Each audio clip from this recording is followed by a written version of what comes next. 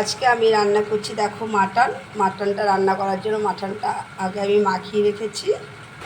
আর এদিকে তেল গরম হয়ে গেছে কড়াইয়ে, আমি তেজপাতা, ক্যাপসিকাম, পেঁয়াজ ভেজে নিয়েছি। এইবার আমি দিয়ে দেব মশলা। আমি দিয়ে দিচ্ছি আদা বাটা, রসুন বাটা, জিরের গুঁড়ো, লঙ্কার গুঁড়ো, আর দিয়ে দিচ্ছি স্বাদ মতো নুন, দিয়ে দিচ্ছি হলুদের গুঁড়ো। ভালো করে মশলাটাকে আমি কষিয়ে নেব। কাঁচা লঙ্কা চেরাও দিয়ে দিয়েছি, দিয়ে দেবো এবার টমেটো কুচি। ভালো করে আমি মশলাটাকে কষিয়ে নেব। ভালো করে কষানো হয়ে গেছে, এবার আমি দিব মাটনগুলো।